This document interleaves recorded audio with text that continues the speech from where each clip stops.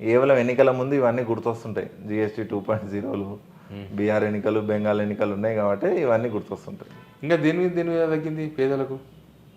Main ఇదే అన్న, నిత్యావసర వస్తువుల మీదనే తగ్గింది.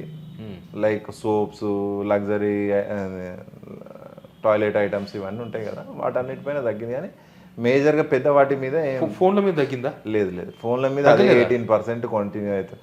దేని మీద తగ్గలేదు అన్న, ఏదో చెప్పుకోవడానికి ఒకటో రెండో ఇప్పుడు ఫోన్ల మీద తగ్గిస్తే జనాలకు లాభమే కదా. లాభమే, తగ్గారు కదా. మామూలు ఫోన్ లాగా ఐఫోన్ కాకపోయినా ఏ ఫోన్ అయినా తగ్గలే. 18% ఇంప్లిమెంటేషన్ అయితే చాలా మంది తగ్గుతుందని ఎదురు ఫోన్లు. లేదు నాకు తెలిసిన వాళ్ళు ఇద్దరు కూడా అడిగినారు, అన్న ఫోన్ మీద ఎంత తగ్గుతుంది. ఓన్లీ కార్ల మీద తగ్గింది. ఓన్లీ కార్ల మీద పెద్దగా మేజర్గా మనకు కనపడేది కార్ల మీద మేజర్గా తగ్గింది. చిన్న నిత్యావసర వస్తువులు అంటే అది పెద్దగా ఎఫెక్ట్. టీవీలు, ఫ్రిడ్జ్లు అవి తగ్గుతాయేమో. టీవీలు, ఫ్రిడ్జ్లు తగ్గుతాయి. అవి రోజు కొనేది ఉంటుందా? బటర్ 20,000కు ఫ్రిడ్జ్ మనం కొనేది